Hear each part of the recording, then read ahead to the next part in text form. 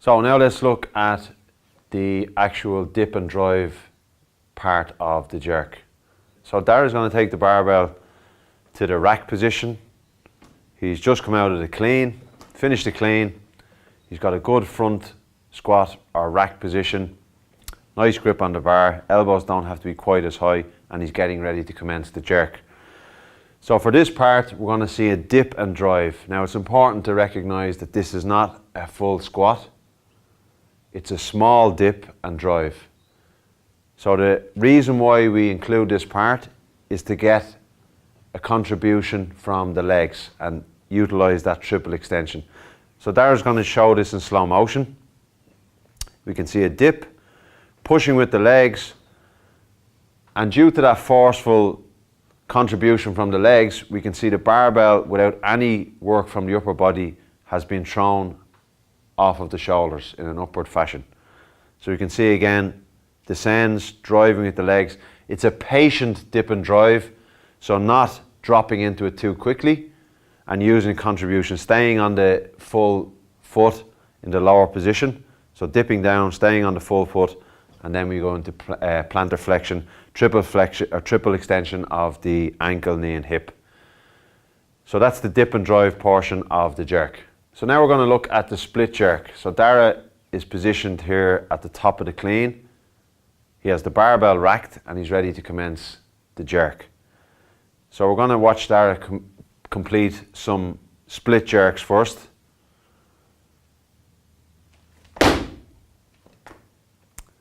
So we can see the dip and drive, triple extension of the ankles, knees and hips, and an aggressive splitting motion of the feet. As the barbell travels up, he's creating a stable base by splitting the feet, which we'll go into now in more detail, distances and where to split the feet. So we can see a cross on the floor here. This is one simple way to show an athlete maybe effective foot positioning. So Dara's going to be in the middle of the cross and split his feet to either side, either diagonal of the cross. So Dara just shows another rep.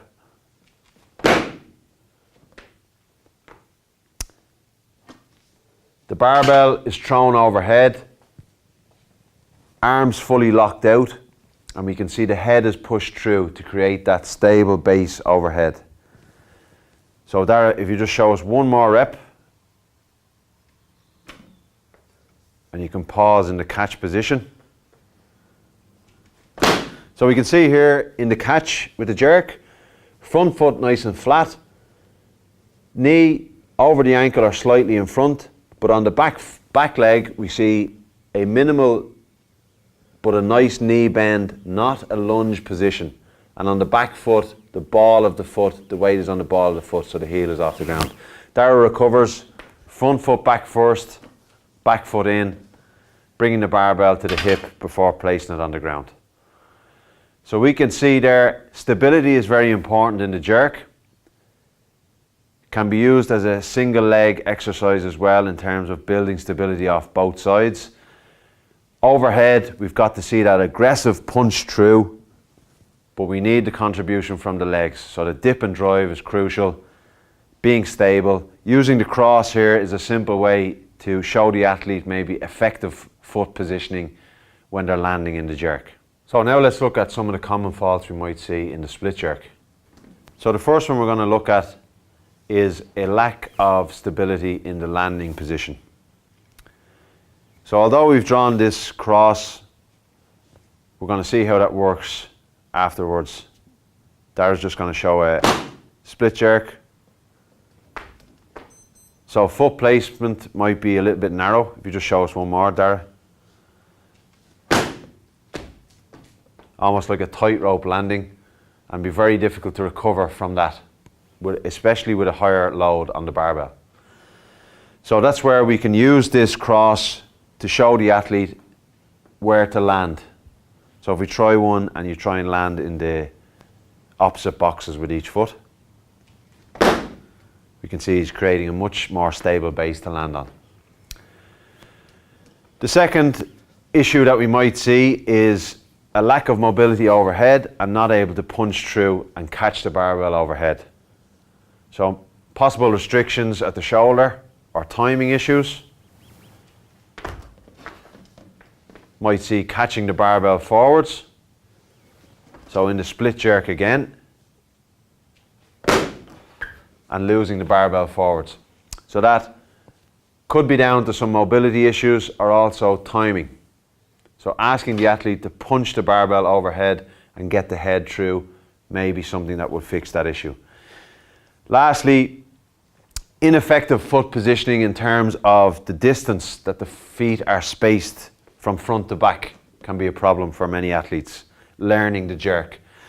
So let's have a look at two examples now. Dara, if you show us a narrow stance when to catch. So again, easy with this load, but with a heavier load, quite difficult to catch with that really narrow stance. And a very long lunge type stance, whereas there's excessive bend in the back knee, is not optimal for being able to catch any significant loads overhead. So again, using the cross, allowing the athlete practice off both sides and cueing them to position the feet in a more effective manner and showing them what the effective position is, or the most efficient position is for their feet to be in when they catch the barbell will help here. So when we're in this stance position, split stance, we need to recover the barbell effectively. So we're going to take a small step back with the front foot, bringing the back foot in then and recovering both feet. This is important for being able to manage heavy loads overhead, and may be dangerous if we do it the other way around, bringing the back foot in first. We may lose the barbell forward. So just to be conscious of that and making sure that you implement that with your athletes.